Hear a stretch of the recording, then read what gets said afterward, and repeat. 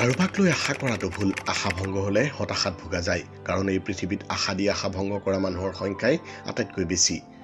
কোনো মানুহৰ বেয়া দিনত তেওঁৰ লগত ইমানো শত্ৰুতা নকৰিব বা তেওঁক ইমানো তিৰস্কাৰ নকৰিব যে যেতিয়া তেওঁৰ ভাল দিন আহিব তেতিয়া যাতে পূৰ্বৰ প্ৰতিশোধ ল'বলৈ আপোনাক উভতাই কন্দুৱাবলৈ বা কষ্ট দিবলৈ তেওঁ উদগ্ৰীৱ হৈ নপৰে।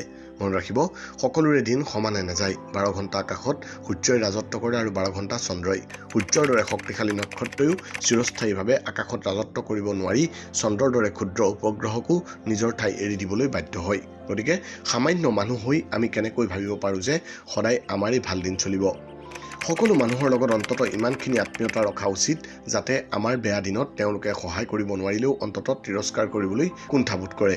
প্ৰত্যেকজন সফল ব্যক্তিৰ সফলতাৰ আঁৰত যিদৰে কিছু শুভ চিন্তক থাকে, ঠিক একেদৰে এজাক হিংসাকুৰি আৰু দয়ালু মানুহো থাকে।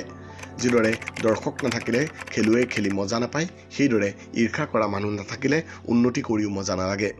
হাতেৰে নোচোৱাকৈ কাষলৈ নোযোৱাকৈ আপুনি সেই ঈৰ্ষালু লোকক আপোনাৰ কৰ্মৰে জ্বলাই দিব পৰাটো এটা ৰোমাঞ্চকৰ আৰু মজা লগা কাম। গতিকে আপোনাৰ জীৱনত যদি আপোনাক ঈৰ্ষা কৰা মানুহ আছে তেন্তে জানিব যে আপুনি ভাল খেলি আছে, সেয়ে দৰ্শকে আপোনাক নোহোৱাকৈ থাকিব পৰা নাই।